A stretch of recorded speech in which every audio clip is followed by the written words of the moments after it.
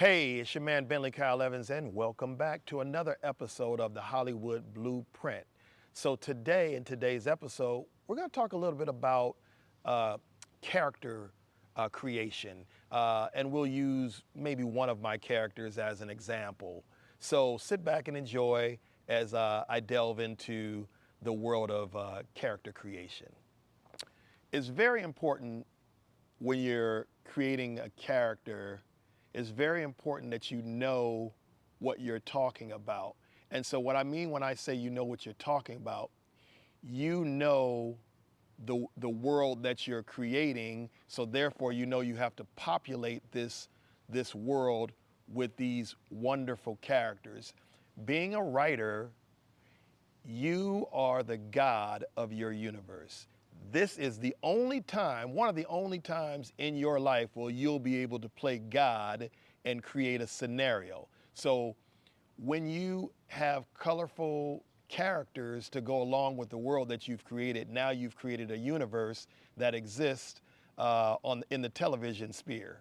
So in creating some of the characters, let's use the Jamie Foxx show as an example. I've created several shows, but I think the Jamie Foxx show was my first creation.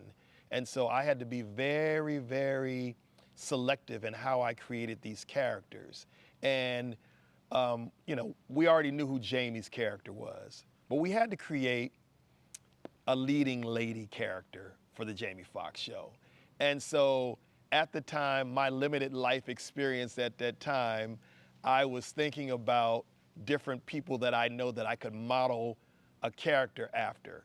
And I remembered there was this young lady, her name was Francesca. I don't remember Francesca's last name. I'm sure it'll come to me. But I had met her at Howard University. I had some friends that went to Howard, and I was up visiting, and they introduced me to this girl named Francesca, and she was extremely good looking.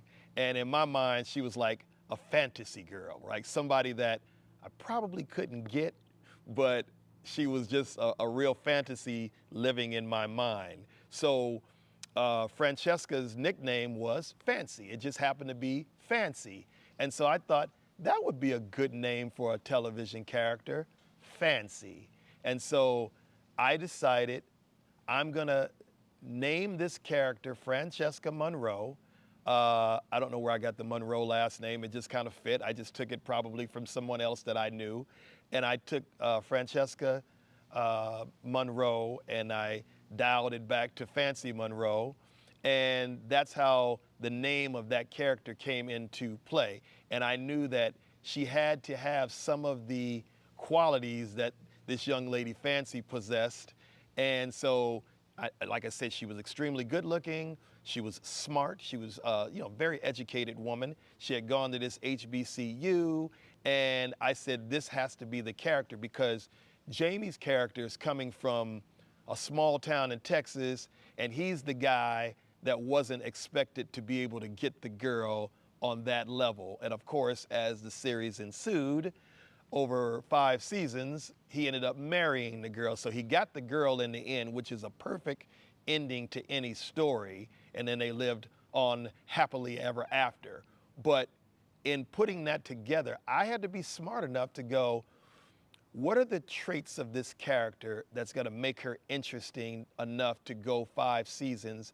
And what are the characteristics that she must possess to make her interesting? What are her flaws? Because anytime you have a pretty girl character, you gotta have flaws. She has to have flaws because if not, what's gonna make her interesting? So through the casting process, Garcelle Beauvais ends up getting the role as Fancy, but she wasn't our first choice because I think Jamie was looking for a comedic voice to battle him.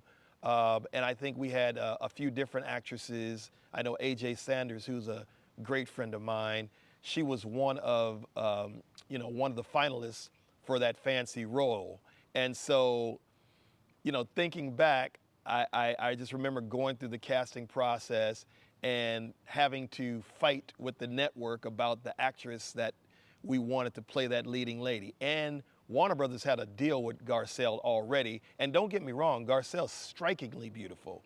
And she's very smart and very sharp. So, you know, when it comes to Garcelle, we didn't believe that she possessed the quality of comedy, of being able to go toe to toe with a comedian like Jamie Foxx, who's uber talented. But were we wrong? Yes, we were definitely wrong. I think she became the perfect running mate for Jamie, in that she wasn't a comedian. She was just a really good actress.